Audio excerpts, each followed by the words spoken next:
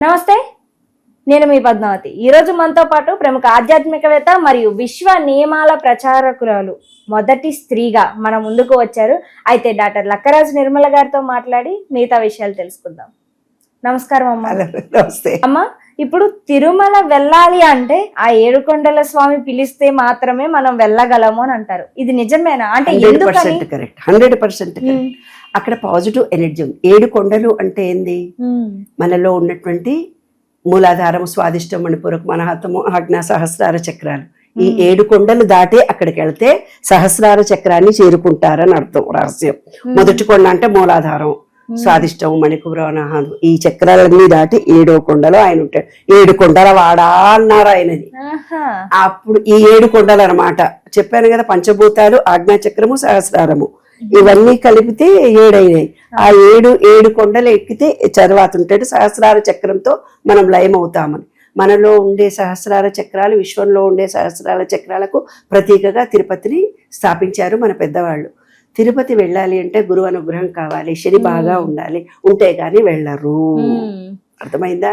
గురువు అన్నా ఒకటే, వెంకటేశ్వర స్వామి అన్నా ఒకటే. ఎందుకు ఒకటే? గురుబలం పెరిగి శని మహర్దశ జరుగుతుంది అంటారు. శని మహర్దశ జరుగుతున్నప్పుడు వెంకటేశ్వర స్వామి దర్శనం చేసుకుంటారు. శని మహర్దశలో పుట్టిన వాళ్ళు వెంకటేశ్వర స్వామి పూజలే శనివారం చేస్తూ పోతుంటారు.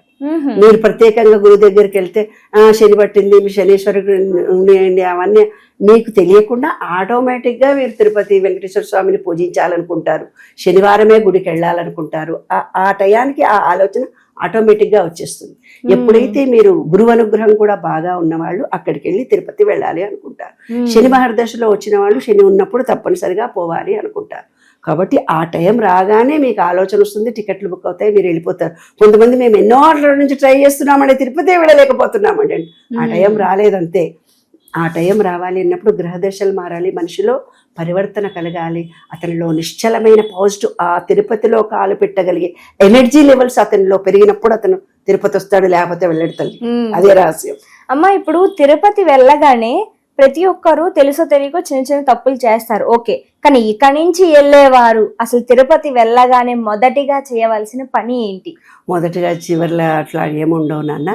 ఏదైతే అక్కడ కాలు పెట్టగానే మనకు మానసిక ఉత్సాహము, అంటే అక్కడ టికెట్ తీసుకొని ఇక్కడ టికెట్ తీసుకొని ఇక్కడికి పోయి టయర్డ్ అయిపోతుంది, బాడీ టయర్డ్ అయిపోతుంది.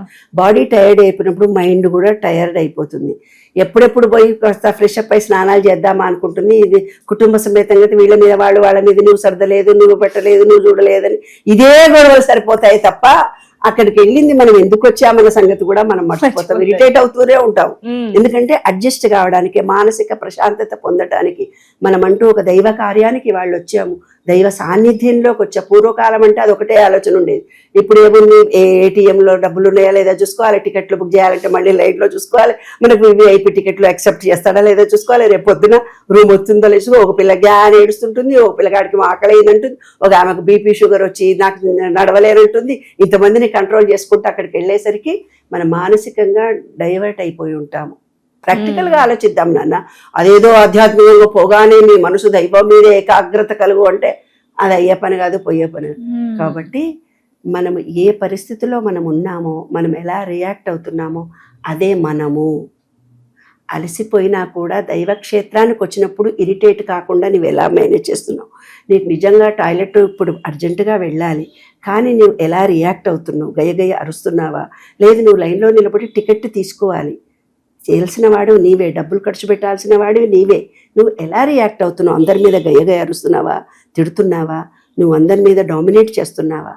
కాబట్టి వెళ్ళిన తర్వాత ఉండాల్సింది కాదు నాన్న, అక్కడ ఎలా పరిస్థితిలో నువ్వు రియాక్ట్ అవుతున్నావు అదే నీవు ఫస్ట్. రెండవది, ఈ దైవ స్థానానికి నేను వచ్చాను కాబట్టి మానసికంగా శారీరకంగా నేను సంసిద్ధతను కావాలని మీ మైండ్లో ఏర్పరచుకోవాలి. ఇక్కడున్న పాజిటివ్ ఎనర్జీని నేను తీసుకోవాలి అనేది రెండవది ఆలోచించుకోవాలి. మూడవది, నువ్వు ఎందుకు వచ్చినావో ప్లానింగ్ చేసుకోవాలి. లైన్లో వెళ్ళి టికెట్ తీసుకుంటావా, మీ మనమడికి గుండు కొట్టించడానికి వచ్చావా, నీ కొడుకుకు తలనీలాలు ఇవ్వడానికి వచ్చావా, నీవు తలనీలాలు ఇవ్వడానికి వచ్చావా, నువ్వు ఒక రాజకీయ పార్టీలో ఉండి టికెట్ అడగడానికి, దేవుడా నాకు టికెట్ వచ్చేటట్టు చూడమని వచ్చావా, ఒక ఇల్లు కావాలని వచ్చావా, ఇల్లు అయిపోయింది కాబట్టి కృతజ్ఞత చెప్పడానికి వచ్చావా, పెళ్ళయింది నాకు సక్సెస్ఫుల్గా కాబట్టి పెళ్ళాన్ని తీసుకొని వచ్చావా, అది ప్లానింగ్ ఉండాలి ఏమ్మా. తర్వాత తలనీలాలు ఇవ్వడము అనేది చాలా గొప్ప విషయం. తలనీలాల విషయంలో ఒక డౌట్ అందరికీ ఉందమ్మా. కొంతమంది అంటారు అక్కడికి వెళ్ళిన తర్వాత ఆడవాళ్ళు తలనీలాలు ఇవ్వకూడదు అని అంటారు, ఇది నిజమే అంటారా అసలు? తలనీలాలు ఇవ్వడం అనేది చాలా గొప్ప వరము, అది చాలా గొప్ప వరము. తలనీలాలు ఇవ్వడము అంటే ఆంతర్యం వేరే ఉంది. ఎవరైతే జుట్టు విరబోసుకుంటారో నెగటివిటీ, జుట్టు నుంచి కొనాల నుంచి మీకు నెగటివిటీ వస్తుంది. ఎవరైతే మీ మీద నలుగురు ఏడుస్తారో ఇమీడియట్ గా జుట్టు విరబోసుకున్న వాళ్లకు పాజిటివ్ ఎక్కదు. గుడికి పోయినా, గోపురానికి ఎక్కినా, ఎక్కడికి ఎక్కినా జుట్టు ముడి వేసుకోవడంలో ఆంతర్యం అదే. జుట్టు విరబోసుకుంటే ఈ రోజుల్లో ఫ్యాషన్ అందరు ఇలా విరబోసుకొని చూపిస్తారు, కాదు. నెగటివిటీ ఎక్కువ వస్తుంది. నెగటివిటీ ఎప్పుడైతే ఉంటుందో నీ బ్యాలెన్స్డ్ మైండ్ అన్నీ, మీ మెటాబాలజీ సిస్టమే పాడైపోతుంది. అక్కడికి వెళ్ళి తలనీలాలు జన్మ పరంపరగా, కర్మ పరంపరగా నేను చేసిన పాపాలన్నిటినీ, నాలో అహంకారాన్ని, జుట్టు పోగానే అహంకారం పోతుంది కదే, సిగ్గుపడిపోతుంటావు. అంటే మనం చేసిన పాపాలన్నీ తొలగిపోయి ఆ పరమేశ్వరుడికి, ఆ విష్ణుమూర్తికి సర్వసమర్పణ చేస్తాం. మనసా వాచా కర్మణ. నాయనా మేము చేసిన పాపాలన్నీ తొలగిపోయి నేను చక్కగా తలస్నానం చేసి అహంకారాన్ని వీడి పరమాత్మనే నేను, నేనే పరమాత్మ, నీవింత ప్రపంచాన్ని ఏలుతున్నా నీకు గర్వం లేనప్పుడు ఈ చిన్న సంసారాన్ని ఇడుస్తున్నా నాకెందుకయ్యా, నేననేది లేదు, నువ్వే నేను, నేనే నువ్వు, మనమంతా ఒకటే. విశ్వ చైతన్యమే నేను, నేనే విశ్వ చైతన్యం. విశ్వంలో ఉండే ప్రేమనే నేను, విశ్వంలో ఉండే ప్రేమనే. విశ్వంలో ఉండే డబ్బే నీవు, విశ్వంలో ఉండే డబ్బే నేను. అంతా డబ్బు నాకు వస్తుంది, నీదే నాది కాదా, నేనే నీవు కావా నా సర్వ సమర్పణ మనిషిలో ఉండాలి. ఆ ప్రేమను, ఆ కృతజ్ఞతను, ఆ వాతావరణంలో ఉండే ఎనర్జీని, చెప్పులకు కాళ్ళకు చెప్పులు లేకుండా నడవాలి అంటారు. అంటే అక్కడుండే ఎనర్జీ లెవెల్స్ మీ బాడీని ప్యూరిఫై చేస్తుంది. చెప్పులు వేసుకుంటే ప్యూరిఫై చేయదు. అందుకనే చెప్పులు లేకుండా ఆ ప్రదేశంలో మీరు కూర్చొని దైవ సాన్నిధ్యంలో చక్కగా మెడిటేషన్ చేసుకోండి. అక్కడుండే గ్రీనరీని నేను రిసీవ్ చేసుకున్నాను, అక్కడుండే ప్రేమను నేను పొందాను, ఆ భగవంతుడి ఆశీస్సులను నేను పొందానని 10 నిమిషాలు 20 నిమిషాలు భగవత్ సాన్నిధ్యం ఒక్క చూపు చూస్తే చాలట, ఆయన దగ్గర నుంచి పాజిటివ్ ఎనర్జీ వస్తుందట. కొంతమంది నాకు చెప్తారు, ఇలా తిరుపతి వెళ్ళొచ్చా, మాకు అన్ని పనులు జరిగిపోయినాయి అంటారు. వెళ్ళడమే ఈయనకి ఇష్టం లేకుండా వెళ్ళాడు, అయినా వెళ్ళి రాగానే ఆయనకు అన్ని మంచి జరిగింది. అంటే మనసులో ఏకాగ్రత ఒక క్షణం పెట్టినా చాలు, ఆ విశ్వం అన్నీ మనకిస్తుంది. ఆయననే లక్ష్మీనారాయణుడు, ఆయన ఇవ్వకపోతే మనకి ఏదొస్తుంది? ఆయననే సర్వస్వం అంతా ఉన్నాడు. పంచభూతాలు ఆయనే, సర్వము ఆయనే. సర్వ శరణాగతిగా కోరుకుంటే ఇవ్వంది ఏదీ లేదు. శరణాగతిగా మీరు వేడుకుంటే మీకు కావలసింది అంతకంటే ఎక్కువ ఏమవుతుంది. నీవు శరణాగతితో ఈ విశ్వ లక్ష్మీనారాయణుని కోరుకుంటే జరగంది ఏముంది? సర్వ సమర్పణగా మీ పాపాలన్నీ ఆయన పాదాల మీద వదిలితే మీ జీవితమే పాజిటివ్ ఎనర్జీతో నిండిపోతుంది. మీరు అనుకున్న కోరికలన్నీ తీరిపోతాయి. అదే తిరుపతి రహస్యం. తిరుపతి వెళ్ళొచ్చిన తర్వాత దర్శనం అనేది కంప్లీట్ అయిన తర్వాత విజయవాడ కనకదుర్గమ్మ టెంపుల్కి వెళ్ళి దర్శనం చేసుకోవాలి అంటారు. అంటే ఇదేనా, లేకుంటే అసలు ఎవరిని దర్శించుకోవాలి, ఏం చేయాలంటారు? లేదు లేదు లేదు. ఎప్పుడైనా మీ పాపం తొలగాలి అనుకొని కాళహస్తిలో పూజ చేయించుకొని కాలసర్ప దోషాన్ని తొలగించడానికి మీరు తిరుపతి నుంచి కాళహస్తి వెళితే కాళహస్తి నుంచి డైరెక్ట్గా మీ ఇంటికే వెళ్ళాలి. ఎక్కడికి వెళ్ళడానికి వీల్లేదు. మీరు తిరుపతి వెళ్ళిన తర్వాత అమ్మవారి అలివేలు మంగాపురం దర్శనం చేయాలి. అంతేకాని విజయవాడ వెళ్ళాలని దారిలో ఉంది కాబట్టి వెళ్తున్నారే బంగారు తల్లి, అలివేలు మంగాపురం అమ్మవారి దర్శనం చేసుకోవాలంతే, అంతకంటే ఇంకేమీ లేదు. అమ్మా, ఇప్పుడు అలివేలు మంగాపురం వెళ్ళినప్పుడు దర్శనం చేసుకునేటప్పుడు అంటే ఏ విధంగా ఉంటుందంటారు? అక్కడ ఏమీ లేదు. అక్కడ వడ్డీ కాసులవాడ అని ఏం చేసేవాళ్ళు పూర్వం అంటే, ప్రతి సంవత్సరం తిరుపతి వెళ్ళాలని ఒక రూల్ పెట్టుకున్నారు నాన్న పెద్దవాళ్ళు. రూల్ పెట్టుకొని ప్రతి నెల ఒక సంపాదనను ఒక డబ్బాలో వేసి దాచుకుంటారు. దాచుకున్న సంపాదనతో ఏం చేస్తారంటే తిరుపతి అంటే కొంత డబ్బు పెట్టుకుంటారు. నేను 20,000 30,000 నా సంపాదనలో నేను తిరుపతి వెళ్ళి దర్శనం చేసుకొని ఇలా ఖర్చు పెట్టుకొని ఇంతమంది అక్కడ క్యాటరింగ్ వెళ్ళి అన్నం తిన్నావు కదా, అంతమందిని నువ్వు పోషించినట్టే కదా.